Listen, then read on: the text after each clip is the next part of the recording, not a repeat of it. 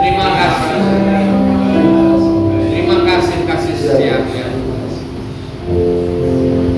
Terima kasih atas sebentar kami ingin mendengarkan firman biar kau yang bicara.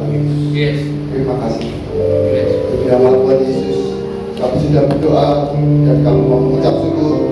Haleluya. Amin. Ya semuanya. Ya Tuhan. Oke, sebenarnya saya ingin cerita bahwa penyembahan itu sangat penting.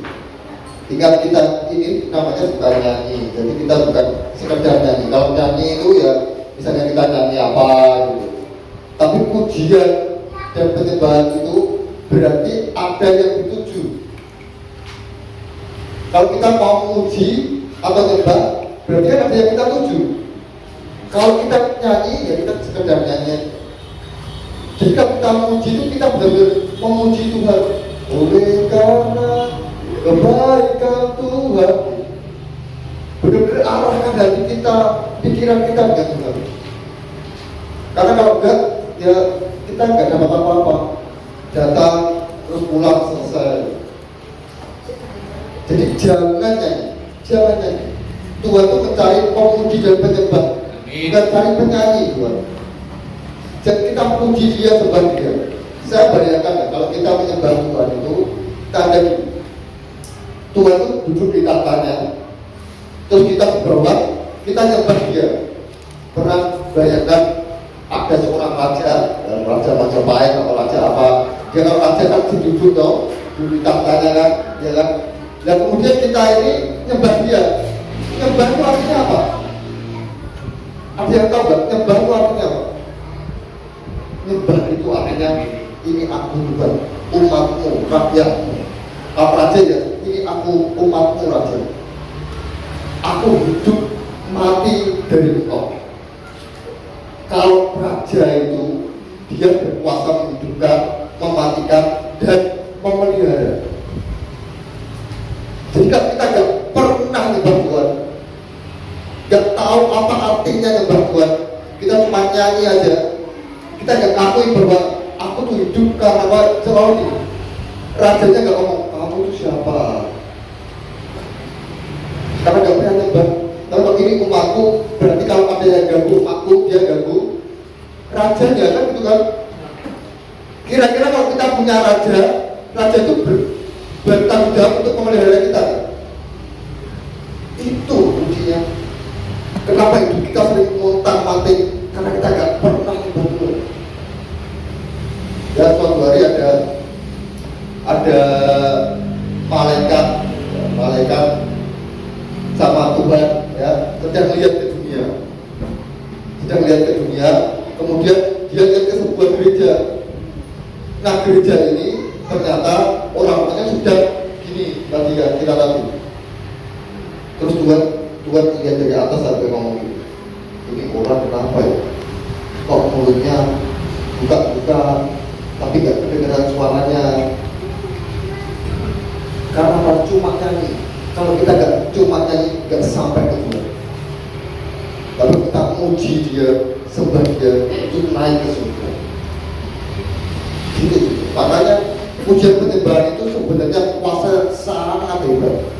Kalau kita pelajari pujian dan penyembahan, kita akan tahu kunci sebenarnya ketika kita bisa diberkati Tuhan. Tapi hari ini saya nggak akan ajari itu, saya akan sampaikan tentang perpecahan.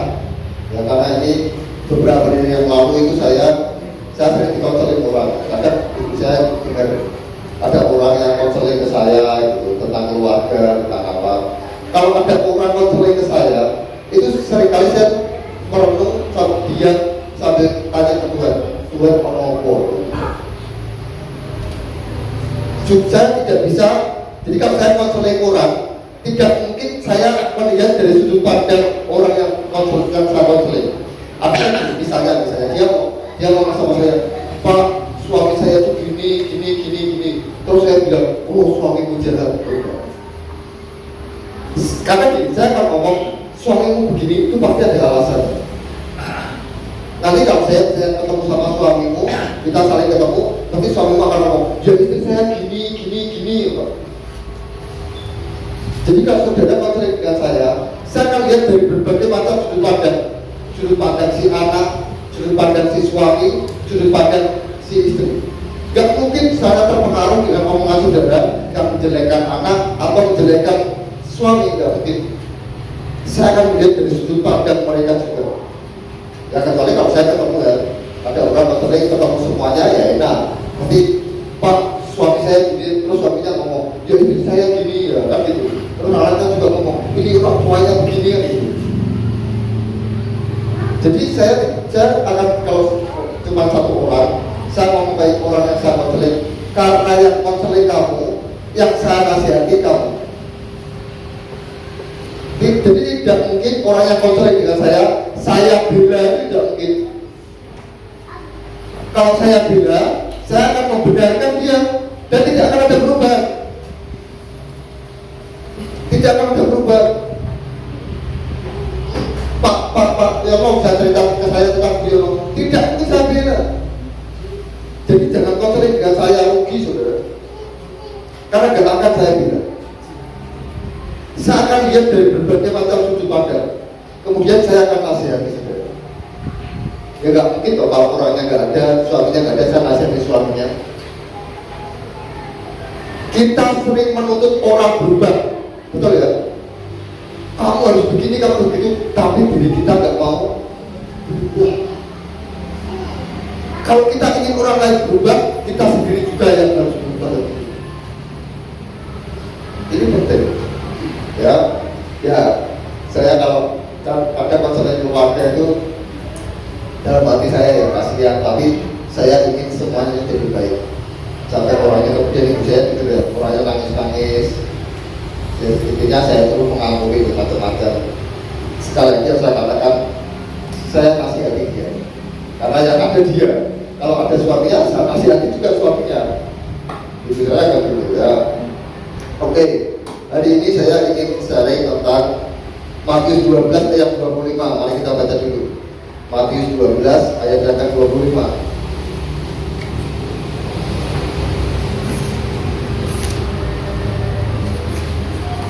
Matius 12 ayat yang 25. Matius 12 oke ya. Oke ya, saya bacakan. Saudara bisa baca di situ.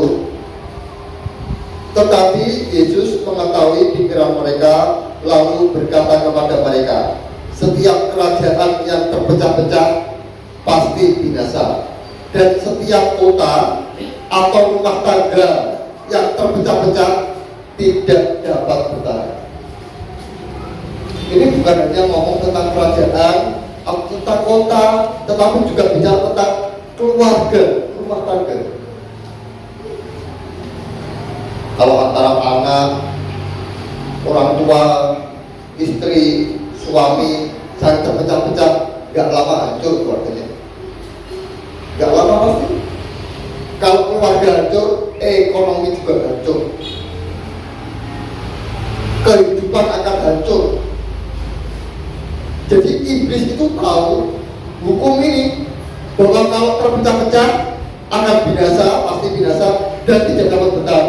Makanya iblis itu di mana saja dia ingin membuat sebuah komunitas, entah itu keluarga, gereja, atau apa itu terpecah-pecah. Semua gak peduli siapa. Kalau sebuah yayasan, sebuah gereja, sebuah keluarga itu terpecah-pecah, pasti binasa, pasti tidak dapat bertahan, pasti. Ada sebuah kerajaan yang sangat kuat. Zaman dulu di Israel itu kerajaan itu dilindungi oleh tembok. Ya, jadi kalau orang mau menyerang, kalau saudara pernah lihat film-film itu, orang menyerang itu harus menentukan temboknya dulu, bisa dobrak atau mereka naik tangga, kemudian melompati temboknya untuk mengalahkan kerajaan tersebut. Ya, terus suatu hari ketika Israel mau menyerang sebuah kota namanya Jericho. Jericho itu punya tembok yang sangat tebal. Tembok ini hampir tidak mungkin bisa diruntuhkan. Artinya kerajaannya tidak mungkin bisa direbut. ternyata kerajaan itu bisa kalah, bisa runtuh. Kita akan melihat dari berbagai macam sudut pandang. Artinya orang bisa melihat dari karena bangsa Israel memutari tembok Yeriko, dolik berdoakan keliling gitu. Itu juga benar. Tapi sekali lagi saya akan melihat dari sudut pandang yang lain. Atau Tuhan ajari saya, dengarkan istrinya saja. Kamu juga harus mendengarkan suaminya. Kalau saya cuma mendengarkan istrinya saja, saya akan nyalakan suaminya terus. Suami nggak benar, ini meninggalkan anak istri. Tapi nggak melihat sudut pandang suaminya. Ya saya aja diperlakukan seperti ini sama istri saya, atau apa? Misalnya gitu ya. Jadi saya akan melihat dari berbagai macam sudut pandang. Nah hari ini saya akan ceritakan kenapa tembok Yeriko itu bisa runtuh. Saya melihat dari, kalau saya seandainya saya ada di dalam kerajaan Yeriko itu. Kita baca di Yosua 2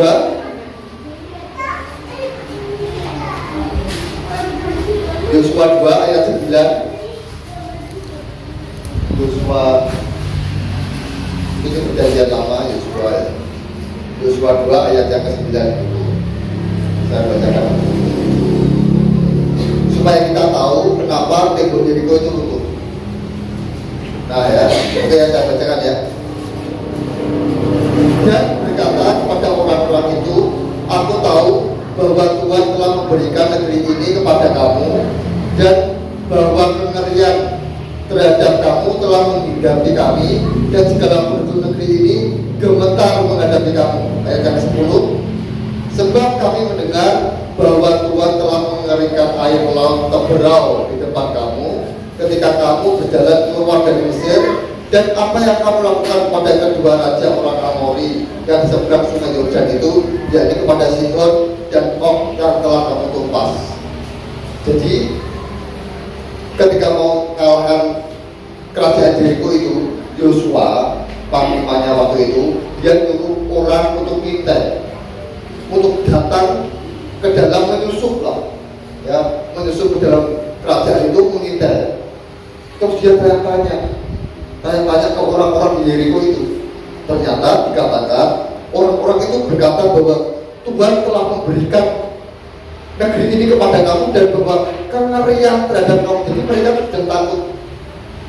Mereka sudah takut duluan, sehingga akhirnya ya ketika kemudian pengintai itu kembali dan Yosua mengepung kerajaan itu, ternyata ini beberapa pendapat ya, ada orang yang karena takut dan takut duluan, mereka larinya di mana? Tidak bisa naik. Jadi orang yang temboknya di dalam kerajaan Yeriko itu takut, kemudian mereka berusaha lari. Karena larinya nggak bisa naik, akhirnya beberapa orang berkata larinya terobos bawah tanah. Mereka menggali lubang di bawah tembok, kemudian mereka keluar lari. Nah, saudara bayangkan ya, tembok itu sebenarnya kekuatannya di pondasi. Kalau pondasinya sudah nggak ada, karena dirobohkan kelui itu buat lari, itu tembok sudah gampang goncang. Sudah nggak punya kekuatan. Akhirnya ketika Yosua mengelilingi tembok itu, kemudian orang di dalam pada naik ke atas melihat pada apa ini. Akhirnya mereka bisa selalu itu mau lihat, dan temboknya itu nggak kuat dengan patahan, akhirnya runtuh. Itu ketika kerajaan itu terpecah, ada yang berani, ada yang takut. Akhirnya apa? Runtuh. Yang meruntuhkan siapa? Orang dalamnya sendiri. Yang meruntuhkan keluarga tidak mungkin orang luar, orang dalamnya sendiri. Pasti ya yakin. Kalau ini gereja ini runtuh, yang meruntuhkan siapa? Orang dalamnya sendiri. Karena apa? Ya, saya akan cerita. Jadi ada 3 hal yang saya ingin sharingkan. Jangan sampai ya, kalau kita diajari Tuhan seperti ini, berarti kita harus hati-hati supaya kita bisa tahu ya, bisa tahu kita jangan sampai melakukan kesalahan yang sama.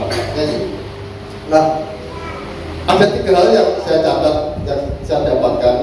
Kenapa kok sebuah rumah tangga atau sebuah keluarga, sebuah gereja atau apapun juga itu bisa runtuh? Pertama, saudara tahu pasukan perang, pasukan tempur zaman dulu itu pakai helm, pakai baju baja, baju zirah, terus pakai ini tameng, pakai perisai gitu. Mereka pakai itu, tapi tahu kan di belakang itu gak ada pelindungnya.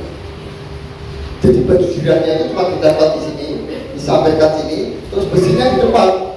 Kalau dipegang jadi dia gak kena. Tapi belakangnya itu gak ada besinya. Saudara pernah lihat orang perang majunya mundur? Ayo majunya tapi jalannya mundur gitu. Pernah nggak? Ayo maju praktek gitu pada. Kita majunya mundur itu nggak mungkin kan? Itu ke belakang, tek gitu kan nggak mungkin dong. Mesti ke depan dong, tek gitu kan. Betul nggak? Maju, terus yang di belakangnya pasukannya siapa? Temennya loh. Coba bayangkan ya, orang perang ini pasukan satu sama pasukan 2, ada 200 orang, yang depan sendiri maju, kan tidak mungkin jalannya gitu, nggak mungkin jalannya maju gitu loh. Jadi mereka bertemu terus perang kan. Dan di belakangnya ini ada teman-temannya kan, betul nggak? Kenapa nggak dikasih perlindungan? Siapa yang bisa membunuh pasukan itu sendiri paling gampang? Ya temannya sendiri. Siapa yang bisa menghancurkan keluarga? Ya keluarga sendiri. Kenapa? Yang tahu kelemahannya, kekurangannya itu ya keluarga sendiri. Siapa yang tahu kejelekan saya di sini? Ibu saya. Tidak mungkin Mas Dimas nggak tahu kejelekan saya. Nggak tahu. Kalau ada orang yang bisa membunuh saya paling gampang, ya ibu saya, ya kakak saya, ya saudara saya. Ya, yang bisa membunuh keluarga paling gampang suami istri, ya suaminya, ya istrinya. Karena apa? Gak ada perlindungan di belakang. Gak ada perlindungan. Saya sama kakak saya. Kakak saya itu punya prinsip ini. Dia gak akan menjelek-jelekan anaknya sendiri di depan orang lain. Karena saya masa dulu yang ngantar, tidak pernah kakak saya ngomongin anaknya di depan orang lain, gak pernah. Apa dikira anaknya gak punya kejelekan? Punya. Saya yakin di sini yang punya suami atau istri pasti tahu jelekan suami atau istrinya loh. Pasti coba. Kalau ada ya orang sudah menikah, coba tuliskan kebaikan pasanganmu.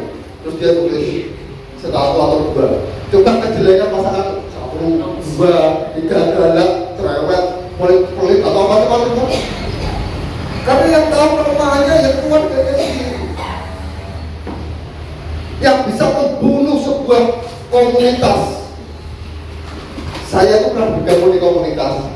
Yang tahu buruknya komunitas, ya saya orang dalam. Sini yang tahu buruknya komunitas ini, ya orang-orang dalam aja. Jadi terpecah-pecah yang pertama itu apa? Jangan sampai saya catat di sini kita ubah kejelekan keluarga. Saya beberapa hari yang lalu ngomong sama pengurus di sini, saya ngomong, hati-hati ya, kalau ada yang jelek, pengurus yang salah, jangan dikalak-kalak di luar. Ya, jadi misalnya Cisun jelek, terus siapa ya? Ibu saya ngomong, Cisun itu jelek ini kalak-kalak, gak usah. Untungnya apa? Kita jadi teman sendiri. Untungnya apa? Gak ada untungnya. Orang yang saudara ajak cerita itu malah ketawa. Wah, ternyata orangnya kayak gitu. Saya ngomong kemarin ke pengurus, kalau ada yang salah, ada yang jelek, tegur dengan kasih. Kalau ada suami, istri, anak yang jelek, tegur dengan kasih. Arahkan supaya baik. Jangan malah diumbar keluar kejelekannya. Jangan itu seperti kerajaan yang terpecah-pecah pasti binasa. Keluarga yang kayak gitu itu pasti binasa. Hati-hati. Ya terus saya ngomong, ya kalau misalnya ada Pak Parno, Pak Parno ngomong, Pak Parno contoh Akasia, kan jadi gitu. Tapi misalnya Pak Parno nggak mau terima, ya ngomongkan ke saya supaya saya bisa nasihatin gitu. Pokoknya jangan umbar kejelekan dalam diri keluar. Ini kalau di sini ini kan cuma contoh ya kan, tapi di keluarga juga sama. Kenapa perusahaan itu ada rahasia perusahaan? Karena itu rahasia. Kalau ketahuan orang luar, perusahaan itu hancur. Perusahaan akan bangkrut, rugi. Ya ingat ya, makanya jangan umbar kejelekan keluarga kita keluar. Ayo katakan sebelahnya. Ayo katakan jamil. Ayo jangan umbar ya. Ya ayo. Ya hati-hati. Ya supaya meninggalkan. Karena ini politik iblis. Ini taktik iblis untuk menghancurkan semuanya. Ya.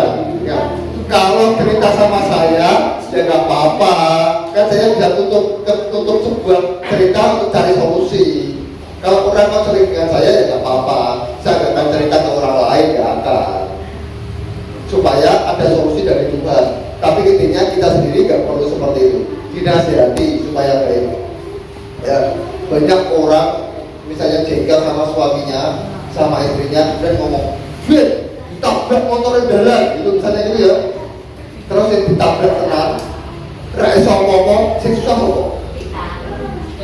Sing susah keluarga sendiri ya. Kan gitu. Coba kalau anaknya, wah anakmu nakal, ben jualan tabrak truk tenang. Nek rumah sakit, sikile tugel. Sing ngrekoso mari rumah sakit apa? Ya itu. Jadi dalam sebuah keluarga itu kita harus saling menasihati. Kalau misalnya nggak bisa dinasihati, kalau kita itu ya didoakan. Saya itu sering sekali mendoakan anak saya. Kalau mungkin semuanya saya mendoakan anak saya dan puji Tuhan pekerjaan luar biasa. Kalau enggak, dia ngomong ke bapak rohani yang kenal dengan keluarga itu supaya dinasihati.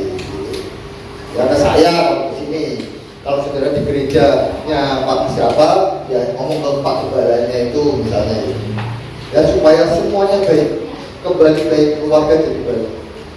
Ya itu yang pertama. Yang kedua ya, jangan punya mental pengecut yang kalah sebelum bertanding. Artinya gini, banyak kehancuran rumah tangga, kehancuran keluarga, kehancuran sebuah komunitas itu gak kompak. Yang satu maju, yang satu takut. Keluarga misalnya, ayo Bu, ayo Pak, kita dodol peyek itu misalnya. Lebar itu semangat, goreng peyek, tuku kacang, gitu, tuku bakery, tapi apa ya begini, dan mau begini, wah harus tuku itu kan seperti menghancurkan toh, menghancurkan semangatnya itunya toh. Jangan punya mental pengecut yang kalah sebelum bertanding. Maju dulu. Ya nanti kalau salah ya kita perbaiki ya gitu kan. Keluarga harus kompak. Ya sebuah perusahaan itu ketika bosnya ngomong, ayo kita buat ini, nggak ada yang nggak mau buat lah, jadi toke ya, dipecat ya. Saya sini juga sama. Saya sering ngomong, ya kalau ada orang di luar sana ngomong tentang saya itu ngomong itu, kebadan itu orang berkata, gaya ini main jangkau 1000 orang gitu. Apa iso? Ya memang gitu. Kalau saya maju, semua ya harus maju gitu aja. Bupati, gubernur, bapak ya itu aja. Sebuah kerajaan itu akan gitu. Suatu hari ada sebuah pasukan. Itu pasukannya 150.000 melawan 30.000 orang. Jadi pasukannya ini ada 30.000. Dia akan melawan 150. Di atas kertas udah kalah loh. Pasti kalah loh. Tapi buat ngomong gini, 30.000 itu terlalu banyak. Kurangi. Kemudian Tuhan ngomong gini, ngomong yang takut dan gentar jangan ikut. Tahu nggak? Saya itu dulu tinggal di Pancakarya, pernah tawuran sama Kertoyoso. Ada yang tahu ya? Pancakarya sama Kertoyoso. Nah, ini cerita sebetulnya. Saya itu sudah duduk di kalau bahasa Jawanya sedateng ya, di Purwakarta ya. Cuma 5 orang. Kemudian tiba-tiba orang Kertoyoso itu duduk tempat saya sekitar 20-30 orang. Bawa kayu sama atasnya dibeli kain, dicelupnya terang dibakar itu. Itu bener. Wah, saya cuma 5 orang, sana 30 orang. Kenapa? Saya beritahu, menang saya. Menang teman-teman saya. Kenapa? Ceritanya begini. Yang 30 orang itu datang, terus satu berdiri. Sopo mau si jotos si kocokku gitu. Lah terus teman saya berdiri juga. Ya saya tidak perlu saya sebut namanya.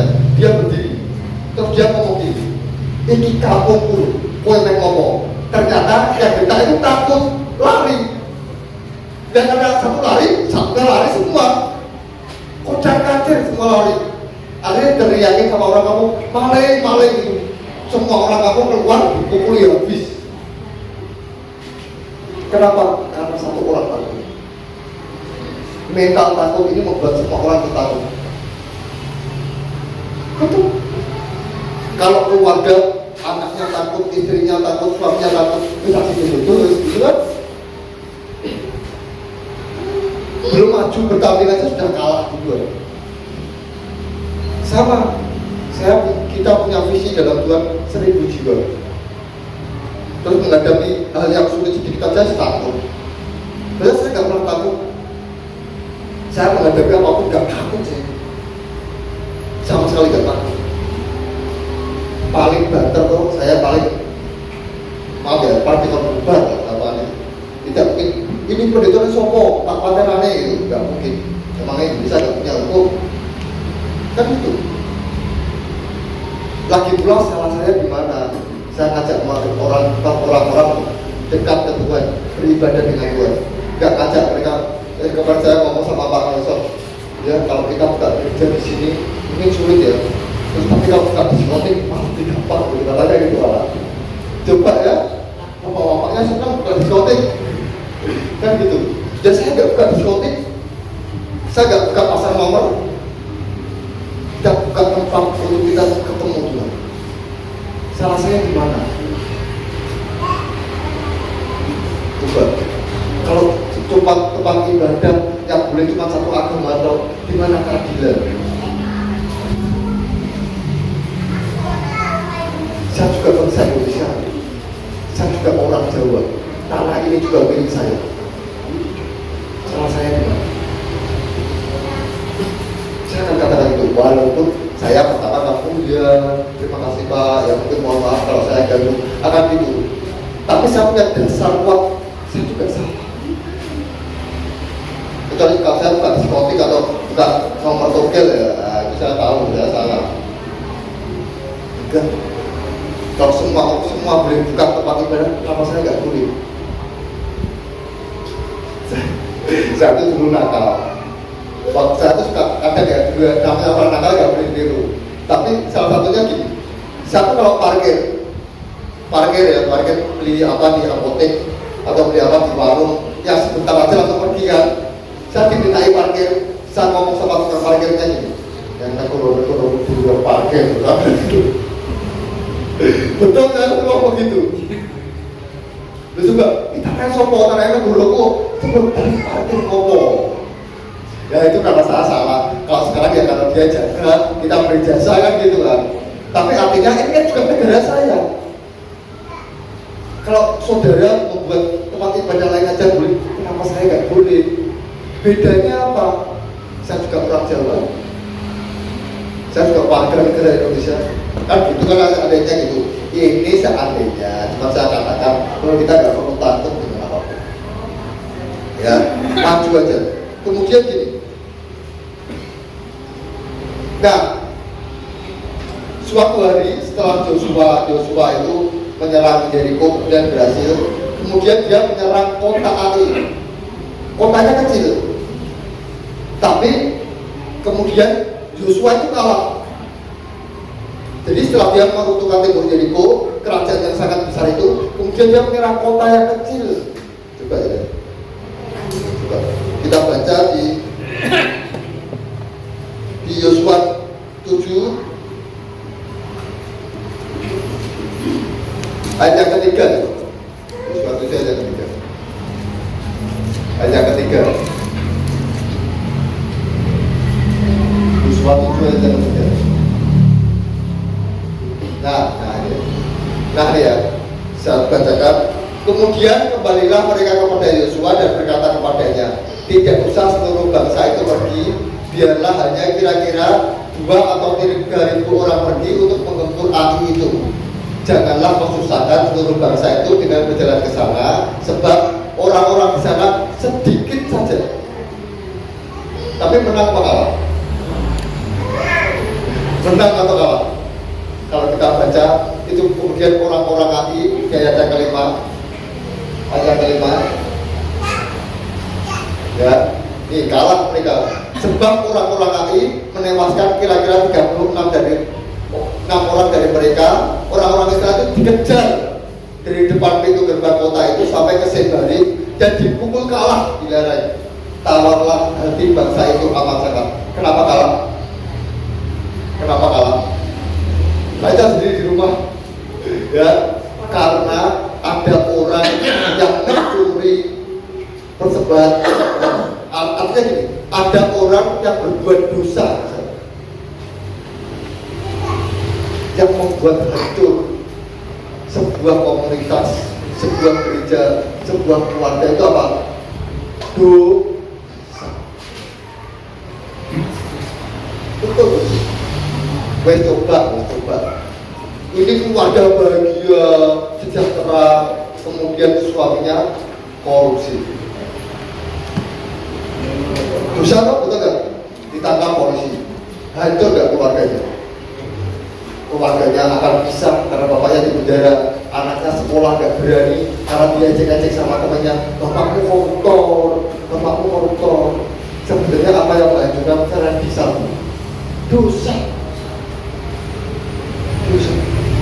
Kurang apa? Jenderal, kaya. Kurang apa? Dosa menghancurkan keluarga. Salah suami istri, salah satu berzina, hancur. Dosa. Salah satu suka judi, suaminya hancur. Lemari itu, motor itu digowo judi. Dosa itu menghancurkan komunitas kita, keluarga kita. Saya di sini bukan anti orang berdosa, loh ya. Saya itu juga mantan orang berdosa, tapi saya anti dengan orang yang terus berdosa. Gak apa-apa berdosa, yang penting mau dinasihati jadi baik. Jangan berdosa terus. Kita ini juga orang berdosa. Saya juga orang berdosa. Saya dulu juga orang berdosa. Saya tidak pernah marahin anak saya karena berdosa. Enggak. Saya akan marahin anak saya kalau dia tidak mau berhenti dari dosa. Jadi ketika saya tahu anak saya berdosa, tidak apa-apa. Tidak apa-apa. Kemudian saya nasihati. Sama di sini juga sama. Ketika ada orang yang berbuat dosa, saya tahu akan tadi jangan diubar ke orang lain. Ini saya sudah cerita ke saya akan nasihati. Jangan gitu toh. Jangan gini. Gak apa-apa berdosa, tapi jangan terus berbuat dosa. Ketika Tuhan Yesus ada perempuan yang ketahuan berzina, kemudian dia dihadapkan sama Tuhan Yesus, kemudian kan ngomong, kalau orang ketahuan berzina, lempari dia dengan batu. Kemudian Tuhan Yesus ngomong, kalau di sini tidak ada yang berbuat dosa, silakan lempari dengan batu. Kemudian Tuhan Yesus membungkuk, menulis sesuatu, dan satu persatu pergi. Artinya semua orang sudah berbuat dosa. Tapi kemudian apa dikatakan Tuhan Yesus ke perempuan ini? Ya. Coba saya cari ya. Di ayat apa tuh? Ada yang ingat ya? Supaya kita baca semua. Beres. Oh iya iya. Yohanes 8. Yohanes 8. Mulai ayat 10 aja, 10. Ya supaya baca ya. Lalu Yesus bangkit berdiri dan berkata kepadanya, "Hei perempuan, di manakah mereka? Tidak adakah seorang yang menghukum engkau?" Jawabnya, "Tidak ada, Tuhan." Lalu kata Yesus, "Aku pun tidak menghukum engkau. Pergilah dan..." Ayo katakan bareng-bareng. "Dan jangan berbuat dosa lagi mulai dari..." Ayo ya, ingatkan diri kita sendiri. Gak usah saya bilang. Katakan ke diri kita sendiri, jangan berbuat dosa lagi mulai dari sekarang. Nah itu ya. Ya, yang menghancurkan hidup kita ya dosa. Yang menghancurkan keluarga ya dosa. Yang menghancurkan komunitas dosa. Yang menghancurkan sebuah bangsa dan akhirnya mereka kalah melawan dosa. Ya. Nah, cuma itu sih yang saya dapatkan. Jadi kesimpulannya gitu. Kesimpulannya gitu. Di Mazmur 128 coba buka dulu. Itu enggak panjang tuh. Coba Mazmur 128. Kita semua pasti ingin keluarga kita diberkati. Siapa yang ingin keluarganya diberkati? Amin.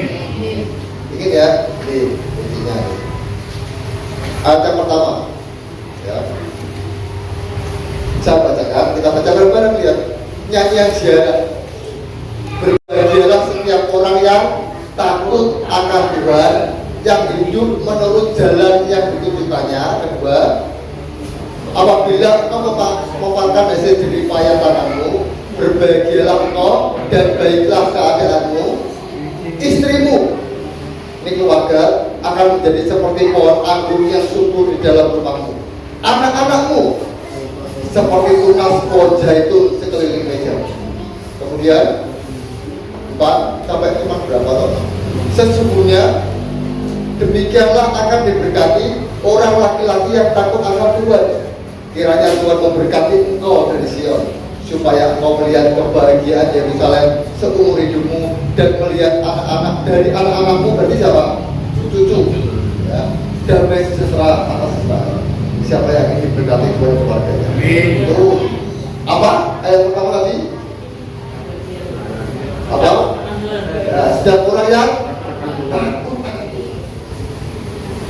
Ya, kan itu. Jangan berbuat dosa. Jangan suka menyebar kejelekan keluarga sendiri, teman kita sendiri. Terus jangan punya mental pengecut. Jangan gampang takut. Kaum sebelum bertanding.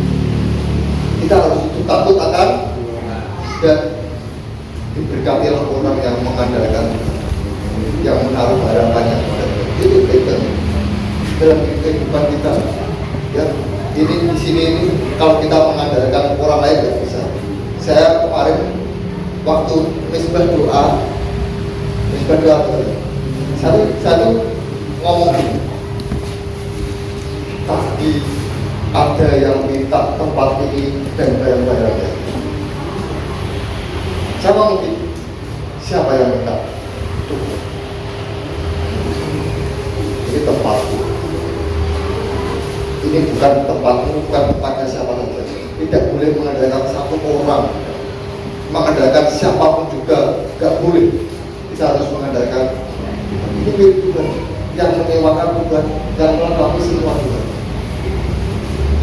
Kalau saya gak hati-hati, saya bisa salah. Jangan mengandalkan saya. Jangan mengandalkan siapa. Saya tidak mengandalkan Pak Ifran, enggak.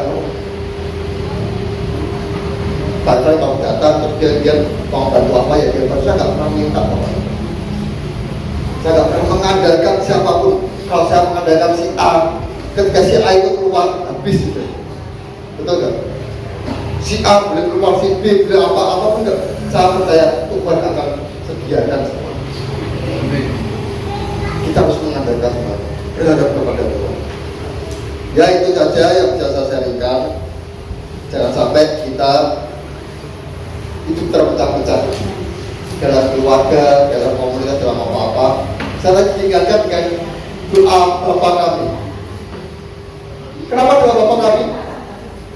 Apa hubungannya doa Bapa kami dengan terpecah-pecah? Kenapa enggak doanya ini? Doa Bapa aku. Bapa aku yang di surga. Kenapa Bapa kami? Kenapa? Sama. Kamu. Tuhan yang ngajari doa Bapa aku yang di surga. Tuhan ngajari kita kami. Tidak terpecah-pecah kami, saya dan saudara. Kita semuanya kami. Kalau kita ngomong di hadapan Tuhan, kami, aku dan semua kami. Ya, gitu ya. Jangan sampai jadi bapak aku aja tuh yang dikasih makan, aku saja tuh yang dipelihara. Jangan sampai seperti itu. Kenapa? Pernah ya, terakhir ya, saya tutup terakhir. Pernah dengan cerita orang kaya dan Lazarus miskin kan? Salahnya orang kaya itu apa? Tuhan? Dia nggak membunuh si miskin itu, nggak berbuat jahat. Jahatnya di mana? Orang kaya yang makan sendiri, si miskin juga miskin sendiri. Salahnya di mana? Dia dapat Tuhan jahat. Ketika kamu nggak mempedulikan orang lain, itu jahat ya. Coba kalau kamu bayangkan, tadi kan saya ngomong, kalau saya suka melihat dari berbagai macam sudut pandang. Seandainya saya menjadi Lazarus yang miskin, saya anjing-anjing melihatin borok saya, kemudian saya nggak bisa makan, terus saya lihat di sebelah sana ada orang makan, nggak kasih saya makan. Makanya saya bilang, saya berpikir, sudah sekali ya orang itu ya. Dikasih satu piring aja saya ada. Tuhan juga lihat dari surga. Ini orang kaya ini, bahasa ini orang yang bijak, tak berkaki kasih orang aja tak mau. Jahat ini, mati. Buat apa itu? Sia-sia. Akhirnya si kaya mati dan menderita tidak lama. Si miskin juga mati, terus menderita cukup mati dan dia di pangkuan akhirat. Kami kasihlah sesama manusia. Tidak ada perintah kasihlah Tuhan Allahmu dengan segala hatimu, segala jiwamu dan segala kekuatanmu, dan kasihlah dirimu sendiri. Itu enggak? Ada gitu enggak? Enggak ada yang Yesus ya? Yesus? Halo Yesus? Ada enggak perintahnya kasihlah dirimu sendiri, itu ada enggak? Enggak ada yang Yesus ya? Enggak ada. Harus kasihlah sesamamu. Sesamanya Yesus siapa? Pak Abraham, Bu Abraham, Sumiban, Pak Yono, itu sesama. Harus dikasih. Ya gitu ya. Jangan makan sendiri. Tuhan dulu. Ya ini penting ya. Saya sendiri dengan Pak Daud itu asal ada yang dimakan, ayo dimakan bareng-bareng. Bisa luar biasa ya.